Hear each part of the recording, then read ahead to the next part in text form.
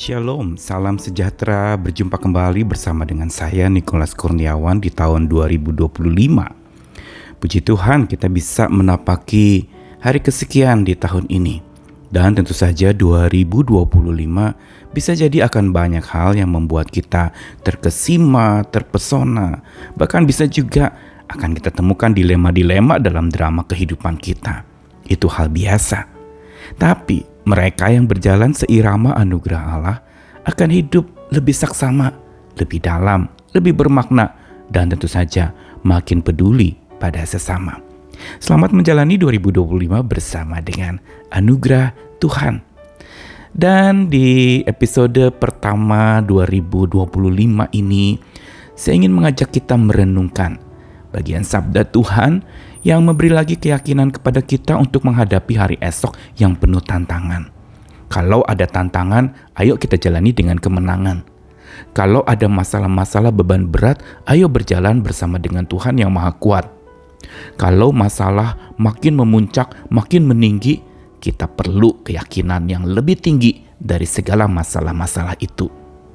Karenanya kita mau bersama-sama mengingat-ingat lagi akan karya Tuhan yang sudah menggenggam tangan kita sampai di penghujung 2024 kemarin.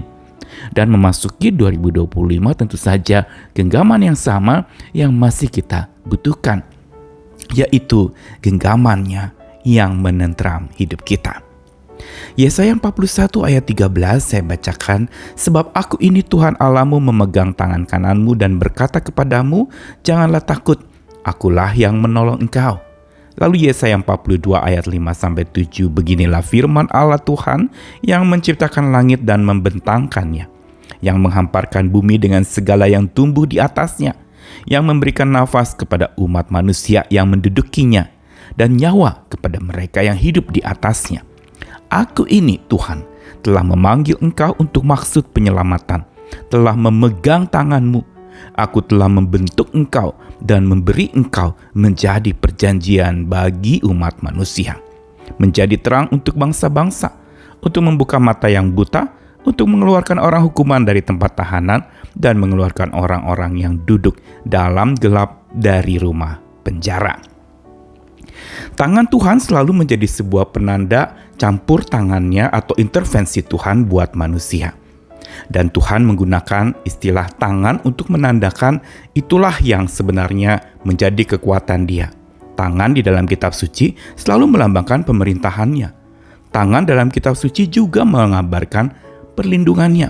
Dan tentu saja tangan Tuhan di dalam kitab suci mau mengajarkan tentang cinta kasih-Nya. Dengan tangan yang sama ini yang melindungi, yang menguatkan, yang memerintah hidup kita, yang menopang dan mengasihi, maka kita sanggup untuk menangani apapun juga yang ada di dalam hidup kita, yang mungkin tidak mudah untuk kita jalani. Bukankah prediksi-prediksi memasuki 2025 ada berbagai macam ramalan-ramalan tentang hari esok yang tampaknya suram, yang begitu mengerikan dan mencemaskan hati. Tetapi kalau kita punya kekuatan yang dari Tuhan, dan kalau tangan kita digenggam terus dengan tangan Tuhan dan berjalan bersama dengan Tuhan, biarlah kita boleh memiliki sebuah keyakinan. Itulah yang dicantumkan dalam Yesaya 42 dan 41 yang tadi dibacakan itu. Bagaimana Tuhan memberikan kekuatan kepada umat pilihannya. Dia bukan sekedar Tuhan yang menciptakan langit dan membentangkannya, lalu menyediakan segala fasilitas dengan segala tumbuhan, lalu memberikan nafas kepada manusia, memberikan nyawa buat manusia. Tetapi buat yang sudah diberikan nafas dan nyawa itu, Tuhan mengatakan apa? Aku panggil engkau untuk maksud penyelamatan. Aku pegang tanganmu. Dan dengan tangan yang sama aku bentuk engkau. Dengan tangan yang sama aku berikan perjanjian. Dengan tangan yang sama aku menjadikan engkau terang buat banyak bangsa. Membuat mata orang yang buta itu menjadi melihat. Untuk orang yang terhukum itu menjadi bebas dari hukuman. Dan orang-orang yang dalam gelap akan menuju kepada terang yang ajaib. Dan kekuatan di dalam pesan bahwa ada tangan Tuhan yang memegang tangan kanan kita di Yesaya 41 ayat 13 mengatakan apa? Karena Dia pegang tangan kita, jangan takut. Akulah yang menolong engkau. Kalau tangan kita terus digenggam oleh tangan Tuhan dan berjalan selalu bersama dengan Tuhan, maka kita sebenarnya akan menghadapi hari esok yang penuh dengan tantangan itu bersama dengan kemenangan yang dari tangan Tuhan. Kalau ditanyakan kepada saya, apa tema 2025 secara pribadi yang saya mau jalani selama hari-hari ke depan ini? Saya mempunyai tema pribadi, yaitu Talking to God and Walking with God. Berbicara kepada Allah, talking with God and walking with God. Berjalan bersama dengan Allah. Yang berarti dua hal ini yang akan menjadi kekuatan saya dan saya mau andalkan untuk supaya saya bisa menghadapi tantangan yang tidak mudah di depan sana. Yaitu berbicara dengan Tuhan. Talking with Him. Bukan saja membicarakan Tuhan atau membicarakan tentang Tuhan, tapi langsung bicara, ngobrol sama Tuhan. Dan juga berjalan bersama dengan Tuhan. Bukan berjalan, mengawali sebuah perjalanan kita berdoa, tapi perjalanan kita sendiri kita tidak mengalami penyertaan Tuhan. Yang namanya jalan bersama dengan Tuhan beriringan, seirama, satu langkah demi satu langkah Tuhan ada bersama dengan kita. Dan sabda Tuhan hari ini mau ingatkan kepada kita, bahwa yang sadar dan percaya bahwa orang yang digenggam tangan Tuhan itu, maka ia akan jalani hari esoknya tanpa suram, tanpa wajah muram. Mungkin sebentar saja kali ya muramnya, tapi setelah itu berubah menjadi bersinar lagi. Rasa seram juga tidak ada, karena tadi pesan firman Tuhan, jangan takut, jangan seram, Tuhan menolong. Dan hati geram tentu saja disingkirkan.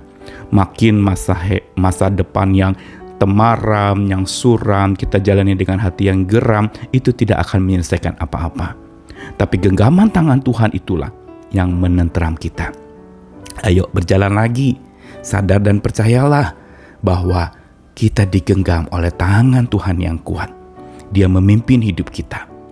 Untuk itu kita bisa menjalani hari esok yang tampaknya suram, tapi tidak dengan wajah muram kita menghadapinya. Tidak dengan rasa seram dan takut lagi menghadapinya. Tidak juga dengan hati geram dan marah-marah akan keadaan yang tidak beres itu dalam hidup kita. Karena apa?